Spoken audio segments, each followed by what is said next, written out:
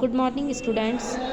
BA तृतीय वर्ष के सेकंड पेपर पर्यावरण अध्ययन के अंतर्गत मानव एवं पर्यावरण संबंध टॉपिक हम पढ़ा रहे थे। मानव एवं पर्यावरण संबंध में मानव एवं प्राकृतिक वनस्पति तक हमने समझाया था। आज हम समझते हैं मानव एवं पर्वत, अर्थात मानव एवं पर्वतों का आपस में क्या संबंध है। पर्वतों का मानव के जीवन पर क्या प्रभाव पड़ता है, इस चीज़ को हम इस टॉपिक में समझेंगे। पर्वतीय क्षेत्रों में रहने वाले मानवों का जनजीवन कैसा होता है, वे किस प्रकार के कपड़े पहनते हैं, किस प्रकार का भोजन करते हैं, उनकी क्या सभ्यता और संस्कृति है, इस सब का अध्ययन इस टॉपिक में किया जाएगा। देखिए, सबसे पहले हम देखते हैं पर्वत एवं कृषि। पर्वतों पर अधिकतर सोपानाकार कृषि की जाती है, क्योंकि पर्वत कैसे होते हैं, धरती से ऊंचे उठे हुए भूभाग होते हैं जिनका शिखर नुकीला होता है। कहीं कहीं मंद ढाल होता है तो कहीं कहीं पर्वतों पर तीव्र ढाल होता है। जहाँ कहीं भी मंद ढाल होते हैं वहाँ पर्वतों पर पर्यटन स्थल होते हैं। लोग छोटी छोटी बस्तियाँ बसाकर वहाँ रहते हैं, हल्के फुल्के लकड़ी के मकान बनाकर रहते हैं और सोपानाकार कृषि करके अपने जीवन यापन योग्य अनाज का उत्पादन करते हैं। कृषि का फसलों का उत्पादन करते हैं, अन्य कृषि उत्पाद का उत्पादन करते हैं। तो पर्वतों पर कौन सी कृषि की जाती है? सोपानाकार कृषि की जाती है। पर्वतों पर सूखे मेवे हो गए, फल हो गए, इनकी कृषि ज़्यादा की जाती है। छोटे छोटे खेत बना के गेहूँ चावल थोड़े बहुत कर लिए जाते हैं, थोड़ी बहुत मात्रा में, यानी कि व्यक्ति अपना पेट भर सके, क्योंकि कई एकड़ के खेत वहाँ नहीं हो सकते हैं कि व्यक्ति उन्हें उगाए भी और बाज़ार में भी बेचे, तो ऐसा नहीं है पर्वतों पर। अगला है पर्वत एवं पशुपालन। पर्वतों पर पशुपालन जो है, अधिकतर दुधारू पशु पाले जाते हैं और पर्वतों पर जो पशु मिलते हैं अधिकतर फर वाले मिलते हैं, अर्थात बड़े बड़े बालों वाले जानवर मिलते हैं। तो उन जानवरों का उपभोग मनुष्य एक तो भोजन के रूप में भी करता है, दूसरा उसकी खाल से वस्त्र बनाता है, उसके जो रोए होते हैं उनसे भी वस्त्र बनाता है। आपने देखा होगा अक्सर बहुत से उन्हीं वस्त्रों में फर मिलते हैं, तो वो जो फर होते हैं वो इन्हीं पर्वतीय क्षेत्र में पाले जाने वाले पशुओं के फर होते हैं। इसके अतिरिक्त बोझा ढोने के लिए भी पर्वतों पर पशुपालन किया जाता है, जैसे याक है, रेंडियर है, ये पर्वतीय पशु हैं। अगला है पर्वत एवं लकड़ी काटना। पर्वतों पर चूँकि कृषि जो है केवल अपने जीवन उपभोग के हेतु ही होती है, अर्थात उन्हें अन्य और सुविधाएं चाहिए। आर्थिक व्यवस्था को और ज़्यादा मजबूत बनाने के लिए पर्वतों पर जो जंगल होते हैं वहाँ लकड़ी काटने का कार्य किया जाता है। पर्वतीय जो वन होते हैं उसकी लकड़ी मजबूत होती है, जैसे चीड़, देवदार आदि। इन लकड़ियों से फर्नीचर आदि बनाए जाते हैं। मकानों में इनका उपयोग होता है, खिड़की दरवाजों के लिए। पर्वत एवं खनन। पर्वतों की पदस्थली में कहीं कहीं पर सीसा, तांबा, जस्ता, सोना एवं अन्य खनिज पदार्थ मिल जाते हैं, तो इनका खनन करके भी वहाँ के लोग अपना व्यवसाय करते हैं, अपना जीवन यापन करते हैं पर्वतों में। पर्वत एवं मानव स्वभाव। पर्वतों पर रहने वाले जो मानव का स्वभाव होता है वह मैदानों में रहने वाले लोगों की अपेक्षा अधिक अच्छा होता है, अधिक मिलनसार होता है, अधिक हंसमुख होता है, क्योंकि पर्वतों पर कभी भी मैदानी लड़ाइयाँ नहीं हुई हैं। जैसे आप देखें जितने भी विश्व में युद्ध हुए हैं, जितने भी बड़े बड़े युद्ध हुए हैं, वे सभी मैदानों में ही होते हैं। मैदानों में अपना वर्चस्व कायम करने के लिए, राजनीति करने के लिए ही अक्सर युद्ध हुआ करते थे, लेकिन पर्वतों पर नहीं होते थे। पर्वतों पर मानव जीवन इतना कठिन होता है कि वे अपना ही जीवन यापन कर, एक व्यक्ति अपना ही जीवन यापन कर ले, वही सबसे बड़ी बात होती है। तो इसीलिए पर्वतों पर रहने वाले लोगों के पास इतना समय नहीं होता कि वे दूसरों से लड़ाई झगड़ा करें।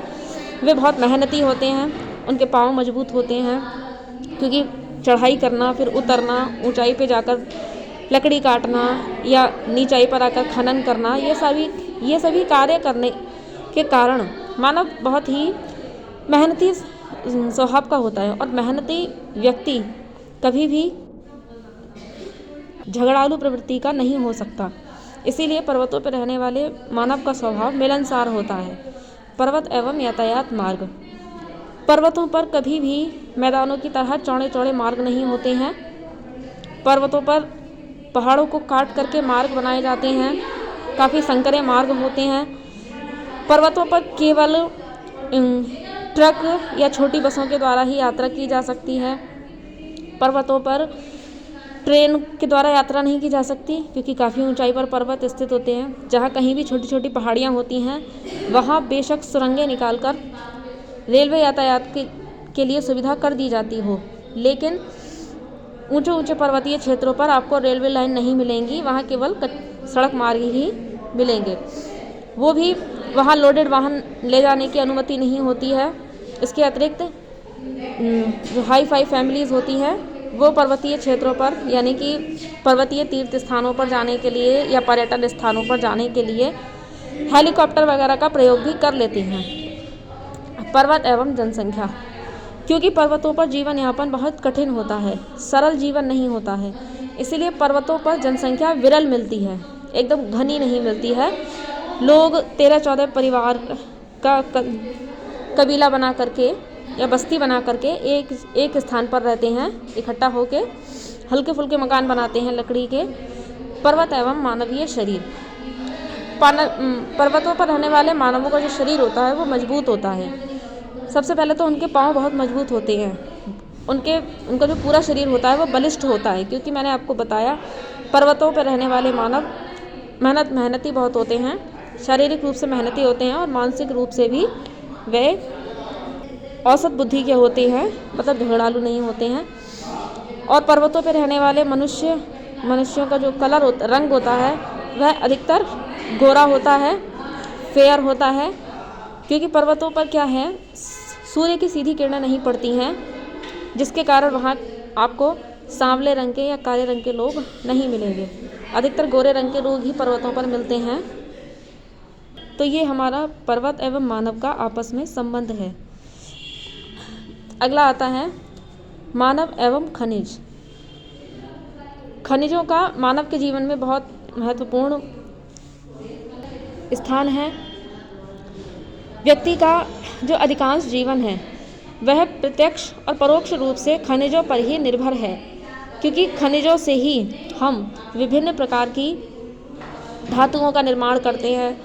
विभिन्न प्रकार के खनिजों का दवाओं में, भोजन में किसी न किसी रूप में प्रयोग होता ही है। जैसे मान लिया सोना चांदी है, तो सोने और चांदी का प्रयोग जो है वह बर्तन बनाने में होता था प्राचीन काल में। वर्तमान काल में आभूषण बनाते हैं। कभी कभी सोने और चांदी को दवाओं में भी उपयोग किया जाता है, सोने के दांत बनाए जाते हैं।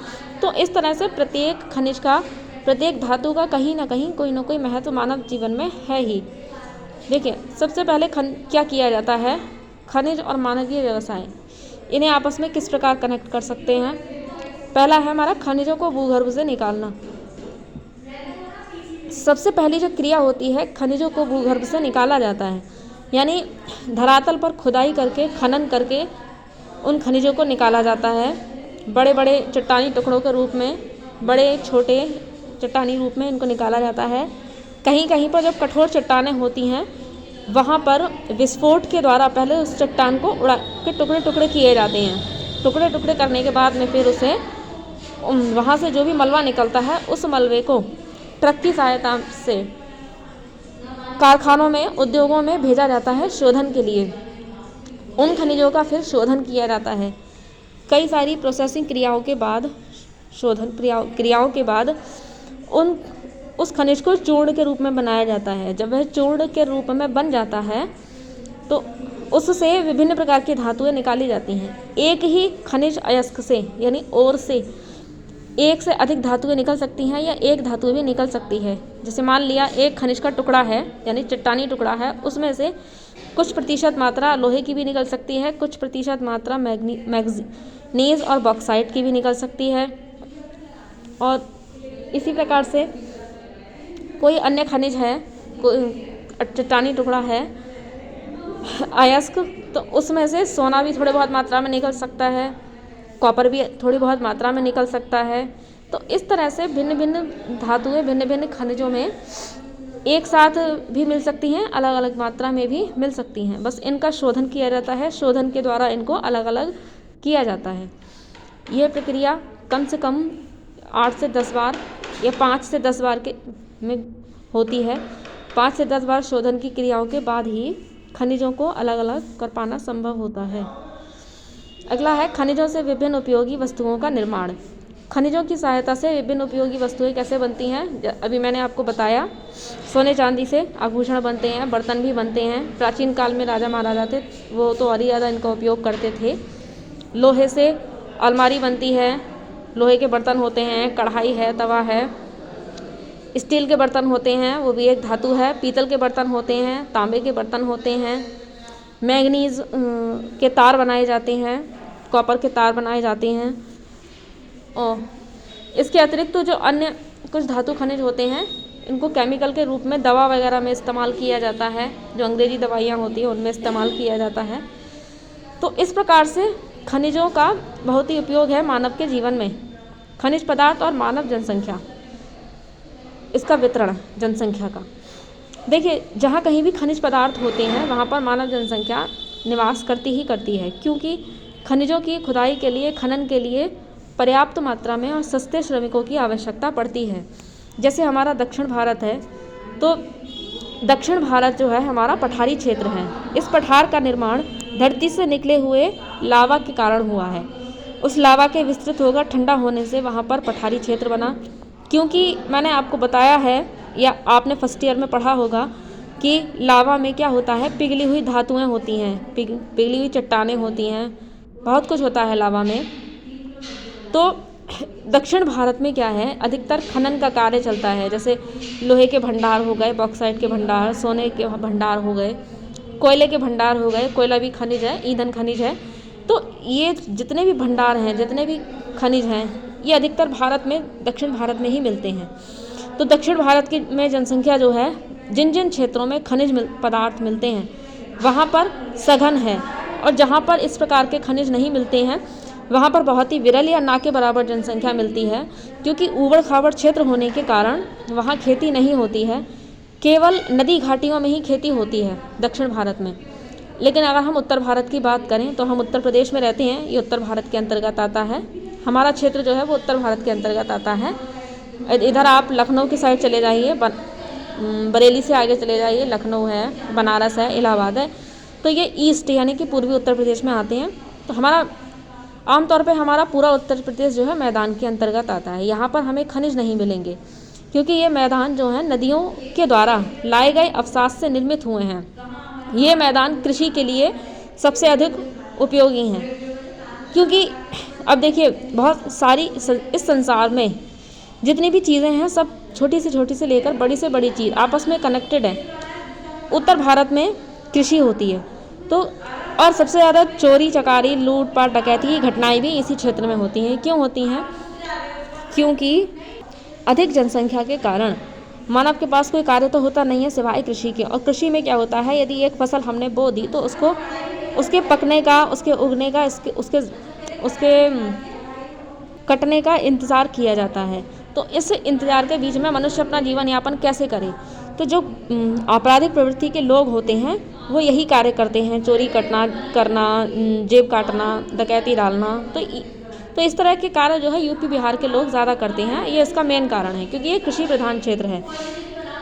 वहीं दक्षिण भारत में चट्टानी क्षेत्र होने के कारण, और यहाँ पर क्या है, इन खनिजों का उत्पादन जो है, उत्खनन जो है पूरे साल होता है, साल भर होता है। यानी व्यक्ति जो है साल भर ही मेहनत करता है, साल भर बिजी रहता है। इसीलिए दक्षिण भारत अधिक संपन्न है बजाय उत्तर भारत के। खनिज पदार्थों द्वारा आर्थिक क्रांति, खनिज पदार्थों के द्वारा आर्थिक क्रांति हुई है देश में, क्योंकि पूरी देश की सारी ही जनसंख्या कृषि पर निर्भर नहीं रह सकती। कृषि पर निर्भर नहीं रह सकती क्योंकि मैंने ऊपर आपको समझा दिया है कृषि के लिए क्या क्या कार्य होते हैं। लंबा इंतज़ार करना होता है फसल के पकने का, उसको काटने के लिए तो इसीलिए अन्य चीज़ों पर भी निर्भर रहना मानव की आवश्यकता है। इसलिए वह खनिज पदार्थों पर निर्भर रहा, उसका उत्खनन करना, उन खनिज पदार्थों का शोधन करना, उनसे फिर अन्य सामान बनाना, अन्य वस्तुओं का निर्माण करना और उन खनिजों का अन्य क्षेत्रों में भी अन्य प्रकार से उपभोग करना, उनका उपयोग करना। तो ये सभी खनिज पदार्थों द्वारा आर्थिक क्रांति के ही संकेत हैं। खनिज शोषण एवं मानवीय जीवन पर कुप्रभाव। देखिए, अधिक खनिजों का शोषण करने से मानवीय जीवन पर कुप्रभाव भी पड़ता है। कैसे पड़ता है? यदि किसी क्षेत्र विशेष में कोई व्यक्ति रह रहा है, कोई बस्ती बसी हुई मानवीय बस्ती, उस क्षेत्र में किसी खनिज का अगर भंडार मिल जाता है तो धीरे धीरे वहाँ उत्खनन प्रारंभ होता है। उत्खनन होते होते धीरे धीरे क्या होता है, वहाँ एक बड़ी खदान बन जाती है। उस खदान को बनाने के लिए व्यक्ति को बार बार अपना आवास बदलना पड़ता है, वह बार बार प्रवासित होता रहता है। दूसरी चीज़, जहाँ कहीं भी केमिकल युक्त खनिज निकाले जाते हैं, वहाँ पर केमिकल निकलने पर उसकी गंध जो है वातावरण में फैल जाती है, वहाँ पर रहने वाले लोगों के लिए नुकसानदायक होती है। इसके अतिरिक्त जो खानों में जो काम करते हैं मजदूर वगैरह, अब खानों में क्या होता है, चट्टानी तत्व होते हैं, मिट्टी, धूल मिट्टी, तो धूल मिट्टी के प्रभाव से लोगों को फेफड़ों की बीमारी जल्दी होने लगती है, उनको सांस की प्रॉब्लम जल्दी होने लगती है। इस तरह से, और सभी के पास ग्लासेस नहीं होते हैं, चश्मे वगैरह नहीं होते हैं, तो कण बार बार आँखों में गिरने से उनकी आँखों पर भी प्रभाव पड़ता है। तो इस प्रकार से खनिजों का उत्पादन करने से मानव के जीवन पर बहुत कुप्रभाव पड़ता है।